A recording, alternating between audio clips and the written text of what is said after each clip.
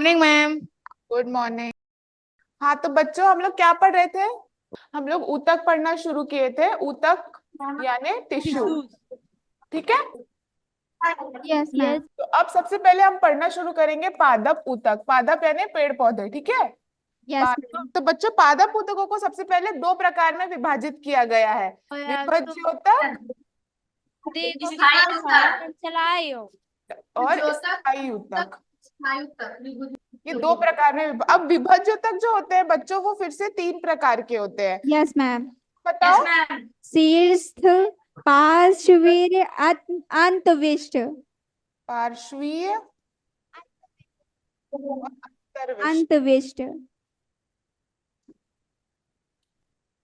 ठीक है। उसके बाद में आते हैं स्थायी ऊतक। फिर से दो प्रकार के होते हैं, सरल स्थायी ऊतक और जटिल स्थायी ऊतक।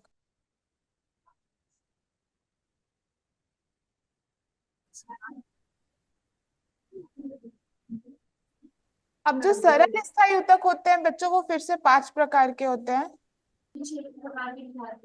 ठीक है, समझ आया? पादप ऊतकों को दो प्रकार में विभाजित किया गया है। एक होते हैं विभज्य ऊतक, एक होते हैं स्थायी ऊतक। विभज्य ऊतक तीन प्रकार के होते हैं, शीर्षस्थ, पार्श्वीय और अंतर्विष्ट। ठीक है। और स्थायी ऊतक दो प्रकार के होते हैं, सरल स्थायी ऊतक और जटिल स्थायी ऊतक। जटिल स्थायी। सरल स्थायी ऊतक को फिर से पांच प्रकार में के होते हैं, ये पैरेनकाइमा, कोलेनकाइमा, स्क्लेरेनकाइमा, एरेनकाइमा और क्लोरेनकाइमा। तो अब हम पढ़ेंगे विभज्योतक के बारे में। मैंने लास्ट क्लास में थोड़ा सा बता दिया था। तो विभज्योतक क्या होते हैं ना बच्चों, जैसे कि नाम से समझ में आ रहा है, विभज्योतक विभाजित होने वाले ऊतक। ठीक है। तो ऐसे ऊतक, पेड़ पौधों में पाए जाने वाले ऐसे ऊतक जिनमें विभाजन की प्रक्रिया यानी कोशिका विभाजन की प्रक्रिया निरंतर चलती रहती है, उस प्रकार के ऊतक को क्या बोला जाता है? विभज्योतक। ठीक है। नाम से समझ आ यस रहा है? मैम। ठीक है। Yes ma'am. जो बच्चों शीर्षस्थ विभज्योतक होता है ना, वो कहाँ पर पाया जाता है? लिखो, जड़ एवं तने के वृद्धि वाले स्थानों पर। जड़ एवं तने के वृद्धि वाले स्थानों पर। लंबाई में वृद्धि करता है। ठीक है। Yes ma'am. यस क्या मैम। समझ में आया शीर्षस्थ विभज्योतक के बारे में? Yes ma'am. कि यह जो होता है शीर्षस्थ विभज्योतक, ये जड़ एवं तने के वृद्धि वाले स्थानों पर पाया जाता है तथा पौधे की लंबाई में वृद्धि करता है। वृद्धि ठीक है। करता है। Yes ma'am. आपको ये चीज पता होना चाहिए कौन सा ऊतक पेड़ पौधे में क्या कार्य करता है। तो अगर आपसे बहुविकल्पी प्रश्नों में पूछा जाए पौधे की लंबाई में वृद्धि के लिए उत्तरदायी ऊतक कौन सा है, तो कौन सा आप चूज करोगे? शीर्षस्थ विभज्य ऊतक। समझ में आ रही है मेरी बात? Yes ma'am. सुन रहे हो ना? कान खोल के सब लोग ध्यान से सुन रहे हो ना? Yes ma'am. तो आप लोगों से अगर पूछा जाए कि पेड़ पौधों की लंबाई में वृद्धि के लिए कौन सा ऊतक उत्तरदायी है, रिस्पॉन्सिबल है, तो आप कौन सा उत्तर चूज करोगे? शीर्षस्थ विभज्योतक।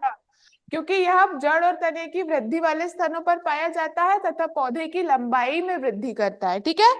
फिर मैं दूसरे की अब लिखवा रही हूँ, अंतर्विष्ट विभज्योतक। अंतर्विष्ट विभज्योतक कहाँ पाया जाता है बच्चों? पर्व संधियों में। कहाँ पाया जाता है? पर्व संधियों में। पर्व संधियां समझते हो क्या होती है? गन्ना सबने देखा है? गन्ना, यस मैम। शुगर केन सबने देखा है? कैसे रहता है वो गन्ना? ये एक होता है, फिर बीच में ऐसा एक कुछ तो भी रहता है, फिर एक ऐसा रहता है। ठीक है। इस तरीके यस का मैम। होता है ना गन्ना, बीच में यहाँ पे ये जो चीज पाई जाती है ना बच्चों, इसको पर्व संधि बोलते हैं। क्या बोलते हैं? पर्व संधि। और ये पर्व संधि सिर्फ गन्ने में ही नहीं पाई जाती, आप बहुत सारे तनों को देखोगे किसी भी पेड़ पौधे के, तो उसमें बीच यस मैम। दाने रहती है ना?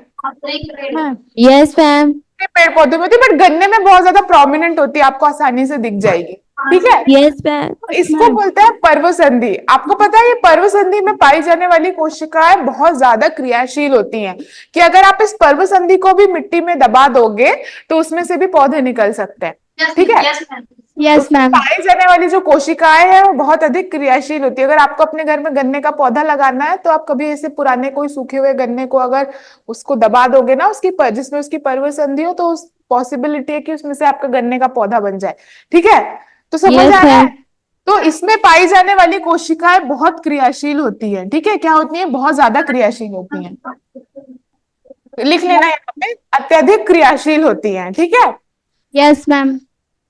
तो अंतर्विश्व विभज्योतक पर्वसंधियों में पाया जाता है तथा इसमें पाई जाने वाली कोशिकाएं अत्यधिक क्रियाशील होती हैं। सबको अब याद रहेगा शीर्षस्थ विभज्योतक कहाँ पर है, जड़ और तने के Yes, ma'am.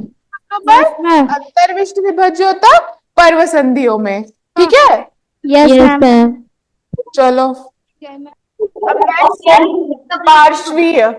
अब जो पार्श्वीय विभज्योतक होता है ना बच्चों, वो तने के परिधि वाले स्थानों पर पाया जाता है। परिधि मतलब जो उसका तने की जो गोलाई है वो किसकी वजह से बढ़ती है, पार्श्वीय विभज्योतक की वजह से। लंबाई तो बढ़ रही थी शीर्षस्थ विभज्योतक की मदद से, परंतु जो परिधि होती है बच्चों वो पार्श्वीय विभज्योतक की मतलब जिसकी मोटाई होती है वो पार्श्वीय विभज्योतक की मदद से बढ़ती है। ठीक है, Yes, ma'am. Yes, ma'am. तने की परिधि।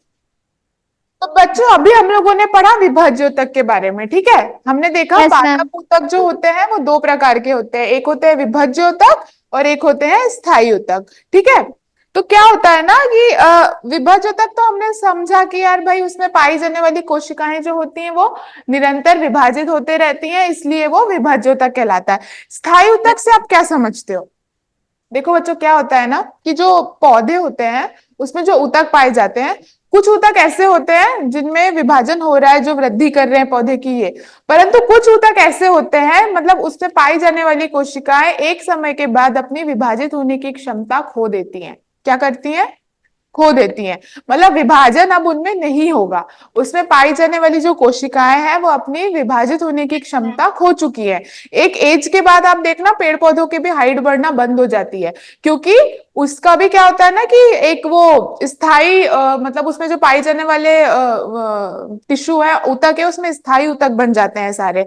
तो आप देखना कि एक समय के बाद में क्या होगा, वृद्धि होना बंद हो जाएगी, क्योंकि जो कोशिकाएं रहती है वो अपनी विभाजन करने की प्रक्रिया मतलब क्षमता जो है वो खो देती है। ठीक है, और स्थायी ऊतक का निर्माण कर लेती है, मतलब अब उसमें और वृद्धि नहीं होगी। ठीक है, स्थायी ऊतक के बारे में हम कल पढ़ते हैं। ठीक है, Bye, ma'am. बाय।